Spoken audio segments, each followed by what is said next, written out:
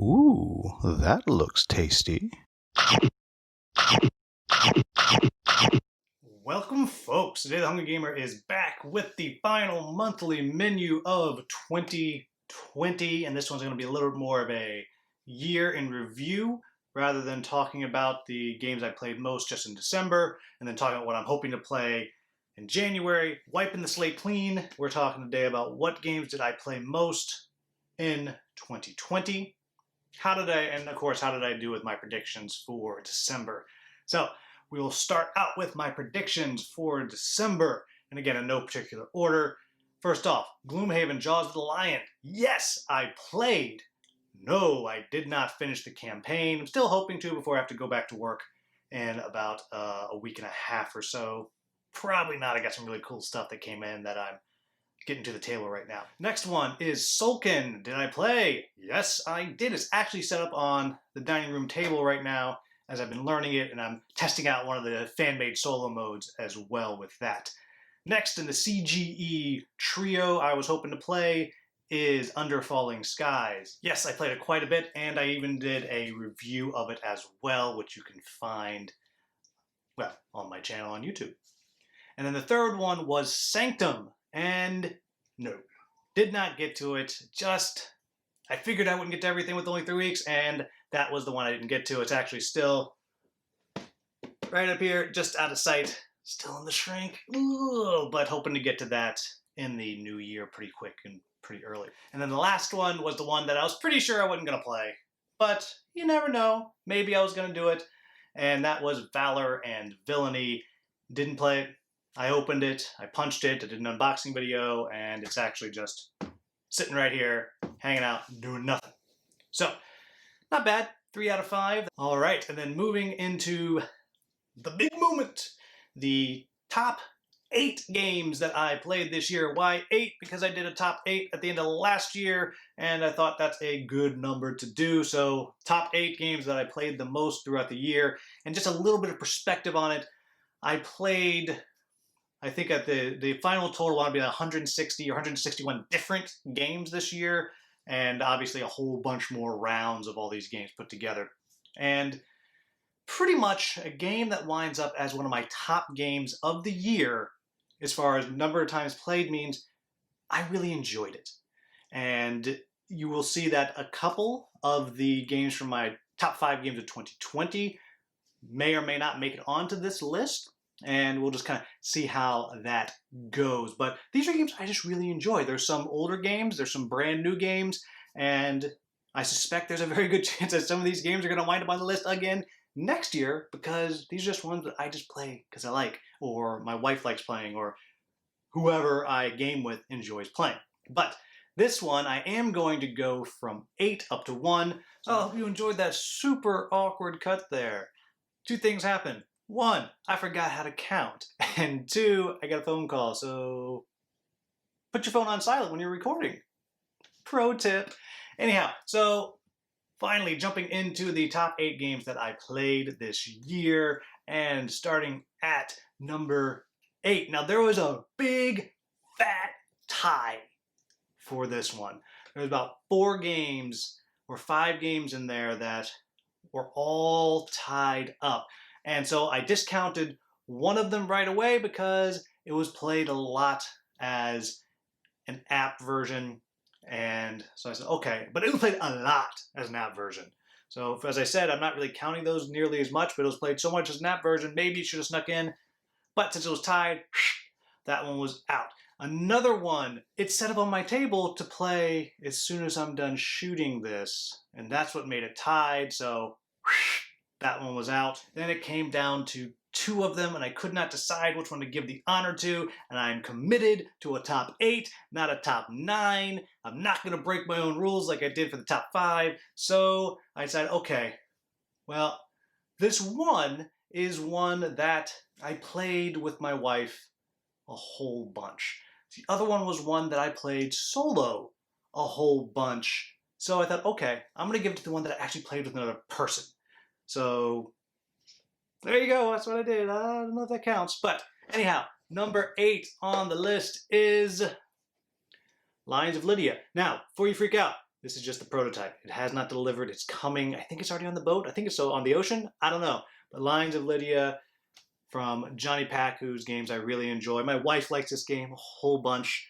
And we play pretty regularly if we're going to be playing a game together. So Lines of Lydia is the number 8. Number 7 is, boom, King's Dilemma.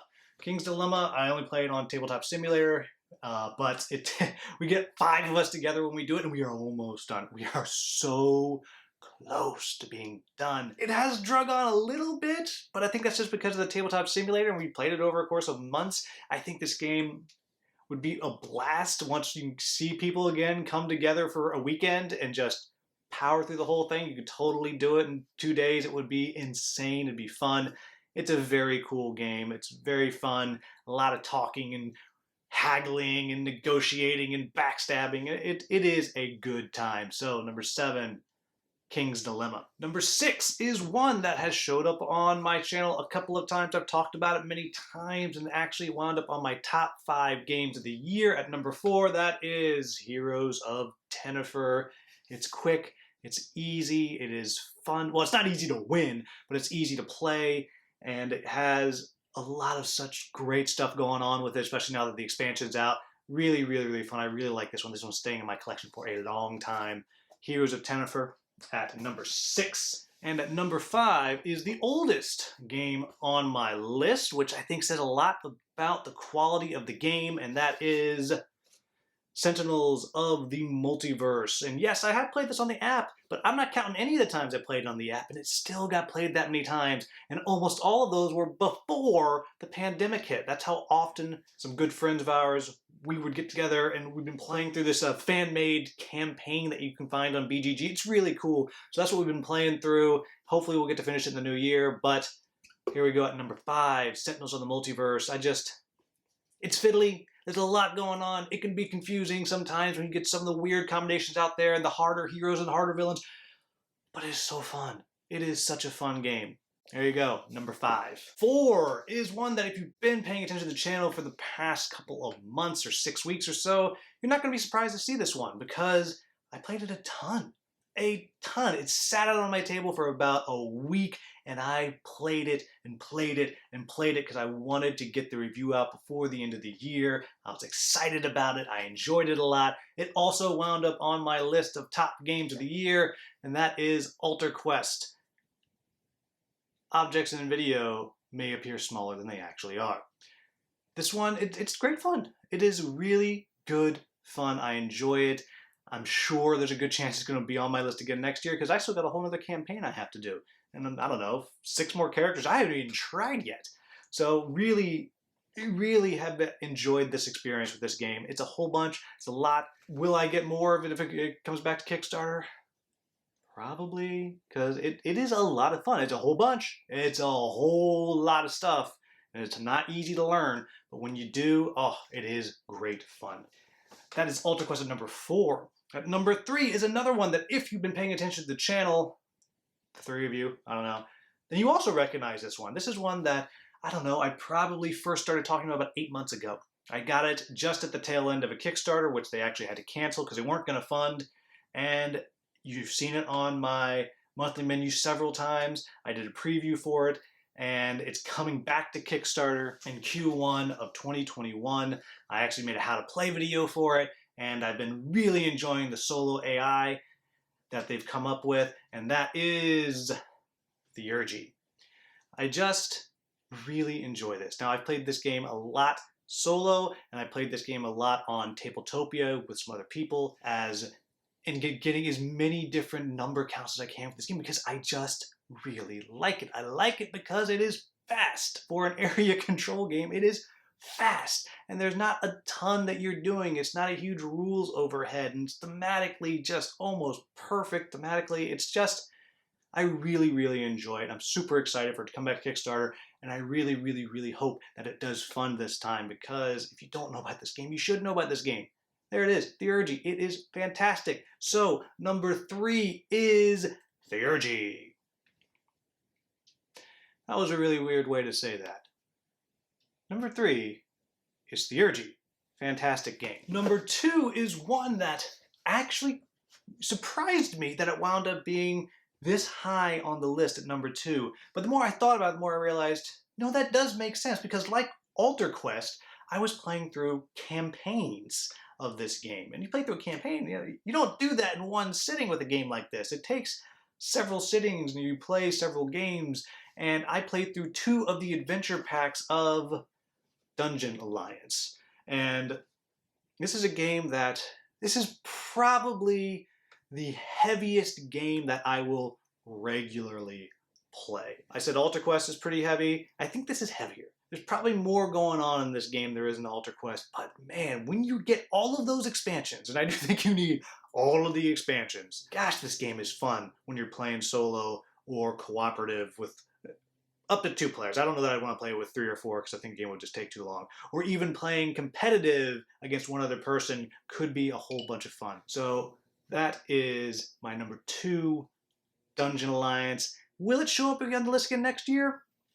Maybe. I do have 2 more adventure packs to play through, so we shall see. But number 2, Dungeon Alliance, which brings me to my number 1. And this is one that's probably not going to be a surprise to anyone. This is a game that showed up in the second half of this year, and I have just been in love with it. I've played it so many times on Tabletopia, solo by myself, even when the numbers of COVID were down. We had people over in the backyard. We all masked up, put a table out there, and we kind of stood far away and only came up when it was our turn. We even did it that way. That's how much I enjoyed this game. And it was tied for my number 1 game of the year in 2020, and that is Court of Miracles. This is another really fast area control style game. Now, it's not an area control game like Theurgy is an area control game, or Root is an area control game, something like that. It's much, much simpler, much more condensed. It's got a lot of bluffing to it and some strategy about when you're able to call for the standoff in each of the different districts that you're playing in. Just, I really like this game. I think this is a criminally unknown game from Lucky Duck Games. It just, why it hasn't caught on, I don't know. But man, it is so much fun. I played this game far and away more than Dungeon Alliance and Theurgy. Dungeon Alliance and Theurgy were real close with each other. Real close, and then the little fall off after that. But this one, not even close. Far and away, top game, top most played game of the year. Probably going to be on the list again next year. Maybe not at the top, because there's some really good games supposedly delivering next year, like Merchant's Cove is coming in, and I'm sure I'll play a whole bunch of that when I have more than just the prototype that I have. So, anyhow, that is it. That is my top 8 most played games of the year. Do I think they are the best games in my collection? No, but they're the ones that I went to the most this year. So, as always, I appreciate all of you watching throughout the year and helping this channel grow, giving me feedback. Because of your feedback, I have improved the camera quality, the sound quality, lighting quality. Well, I'm not going to give you guys credit for moving into a new house with a new room, but I even improved the house and the room that I am shooting in. So there you have it, folks. That is the last monthly menu for the year. We will crank it back up again in January, end of January, to see what hit the table the most then. As always, thank you all so very much for watching. Have a very happy new year, and have a wonderful, wonderful day.